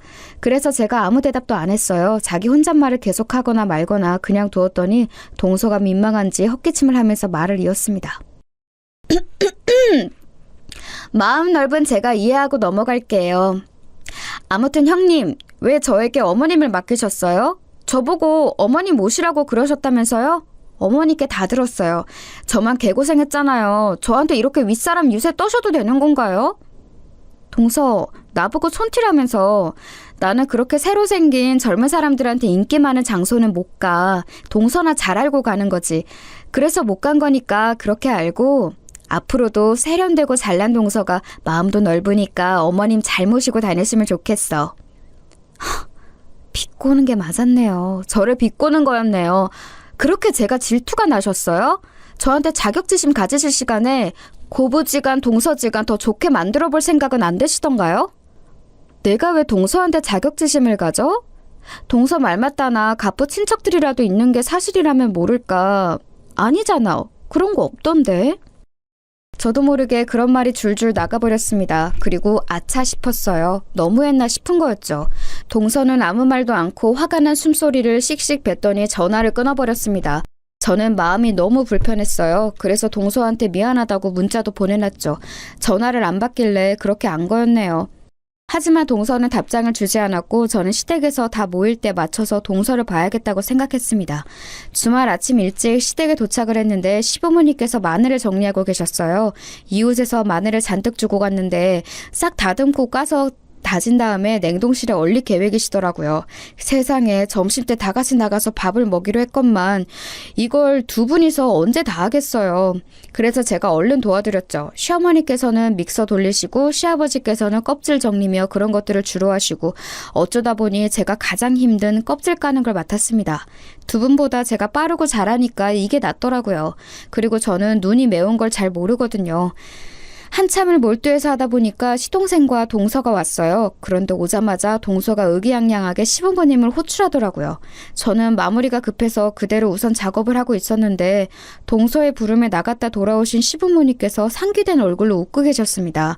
무슨 일인가 봤더니 동서가 새로 차를 뽑아서 시동생과 그걸 타고 왔다고 했어요. 벤츠라고 하더군요. 원래 두 사람은 시동생의 그랜저를 타고 다녔거든요. 그런데 갑자기 벤츠를 새로 뽑다니 놀라웠습니다. 멀리 밭에 나가 있던 아주버님과 그쪽에서 일손을 보태러 갔던 남편도 집으로 오면서 벤츠를 본 모양이었어요. 놀란 얼굴로 수근거리면서 집으로 돌아왔죠. 형님도 나가서 구경 좀 하세요. 마늘 잔뜩 묻은 손으로 차를 만지지는 마시고요. 세상에, 혼자 이걸 다 까진 거예요? 눈이 맵지도 않으셨어요?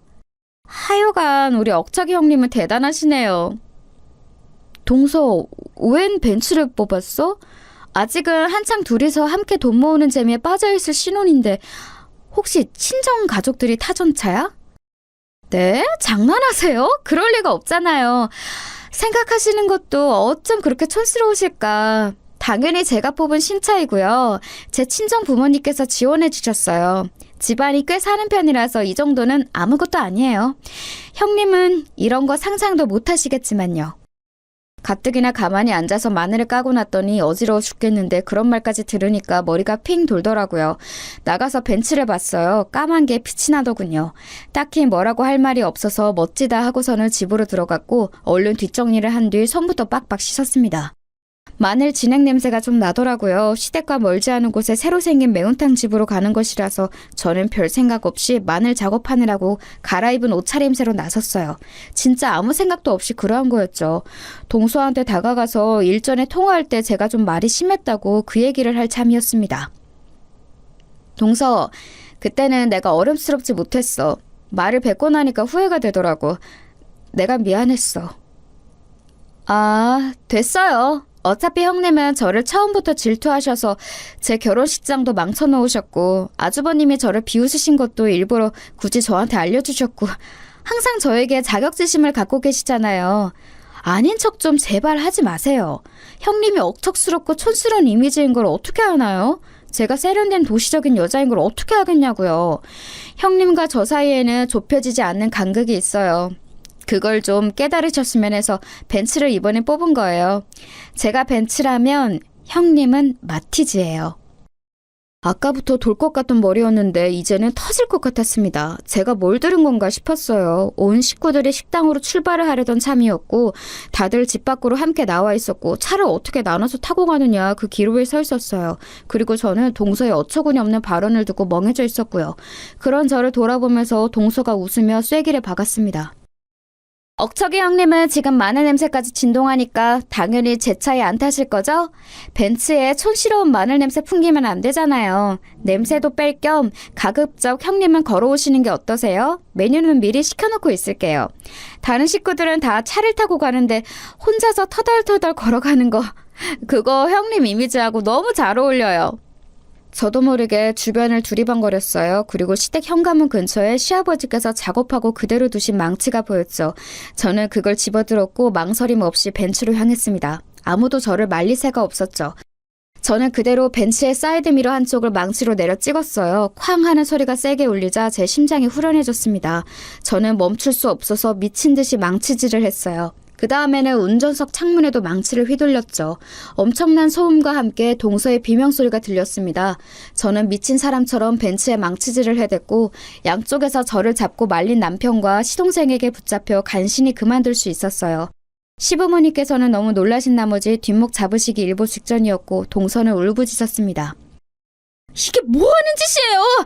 당장 물어내! 내 벤츠 물어내! 내가 왜 물어내? 이거 물어낼까? 나는 먹고 죽을래도 없으니까 알아서 해. 경찰에 신고를 하든 어쩌든 네가 알아서 하라고. 근데 이거 하나는 기억해라. 너 한 번만 더 나한테 헛소리하면 이 망치가 그때는 네 차가 아니라 네 대가리를 향하는 수가 있어. 제가 생각해도 참 무서운 모습이었던 것 같아요. 미친 짓을 벌여놓고서는 눈을 크게 뜬 채로 씩 웃으면서 말을 했으니까요. 그러자 동서가 다리에 힘이 풀려서 바닥에 주저앉았고 남편과 시동생은 이 엄청난 사태에 어떤 반응을 해야 하는지 망설이고 있었습니다. 바로 그때 아주버님이 이렇게 말씀하셨어요. 아이고 까불이니까 당연히 까불겠지. 그러니까 억척이가 까분 값을 반만 받아낸 거겠지. 억척스러워서 인신 한번 줬네. 그러자 동서가 입술을 깨무는 게 보였습니다. 이제 동서도 아주버님의 화법을 이해하고 있었거든요. 까불이는 동서 자신이었죠. 그간 동서가 까분 것에 비하면 벤츠를 망치로 부순 것 정도는 반 정도의 대가밖에 안 된다는 의미였습니다. 제 옆에 있던 시동생이 갑자기 저를 향해 머리를 숙여서 인사했어요. 형수님, 제가 죄송합니다. 제가 잘못했어요. 제 와이프가 형수님께 건방지게 굴고 있다는 것, 저는 그걸 잘 인지하지 못하고 있었던 것 같아요. 제가 형수님을 워낙 존경하고 좋아하니까 제 와이프도 그런 줄로만 알았습니다. 그러자 많이 놀라신 심장 부근을 손으로 쓸어내리시며 시어머니께서도 말씀을 보태셨어요. 동서 쪽을 힐끗 보시고는 저를 향해 이렇게 말씀하셨죠. 작은 애미가 미국 생활도 나는 5년 정도는 한 줄 알았는데 알고 보니까 1년 5개월을 살다가 온 거였고 미국의 친척들도 형편이 좋지 못해서 왠지 측은하게 느껴졌어. 작은 애미의 그런 사정을 사돈으로부터 몰래 전해 듣고 알고 나니까 좋게 대해주고 싶어서 내가 그간 큰애미 네 편을 옳게 못 들어줬구나. 내가 시어머니로서 미안하다. 알고 보니까 벤츠도 새로 뽑은 게 아니고 중고로 구매한 것이었더라고요. 그걸 듣고 나니까 왠지 몸에서 힘이 빠지는 것 같았어요. 분하다는 얼굴로 눈물을 뚝뚝 흘리는 동서를 보니 고개가 절레절레 지어졌습니다. 저는 아무 말도 많고 집에 가기 위해 차로 향했고요. 그러자 남편이 얼른 달려와서 저에게 조수석을 열어주었고 자기가 운전해서 집까지 갔습니다. 집으로 가는 내내 남편이 자기가 무심했다며 미안하다고 그랬어요. 시동생 눈치를 보느라고 동서가 저에게 건방을 떠는 걸 모른 척할 때가 많았다며 이실직고를 했습니다. 벤츠를 망치로 부순 건 자기 선에서 알아서 할 테니까 저에게 신경 쓰지 말라고 했죠. 솔직히 제 성격상 일을 저질러 놓고 보니까 와 큰일 났다 싶었는데 남편이 그렇게 나와주니까 내심 반가웠어요. 벤츠는 남편과 시동생이 알아서 처분했고요. 기껏 데려온 중고차가 그렇게 돼버린 것에 대해 동서는 아무 말도 안 했다고 합니다. 나중에 알고 보니 시어머니께서 동서의 친정에 연락해서 이런저런 말씀을 하셨다네요. 그러자 동서는 자기 친정으로부터 호되게 한 소리 들은 모양이었어요. 한동안 기가 죽어서 두문 분출하였고 얼굴 볼 일도 없었습니다. 그러다가 시간이 한참 지나서 슬그머니 저에게 연락을 해오더군요. 저는 모르는 척 연락을 받아주었어요. 그러다 보니 적당히 대면대면하게 지내는 동서지간이 되었네요. 원래 의도했던 것이 이거였는데 너무 많은 길을 돌아왔지만 결국 이렇게 되었으니 잘 되었다고 해야 할까요? 이제는 시간이 많이 흘렀기 때문에 동서가 까불었던 일이나 제가 이성을 잃고 벤츠에 망치질을 했던 일은 시댁에서 그저 웃고 넘기는 옛날 사건이 되어버렸답니다.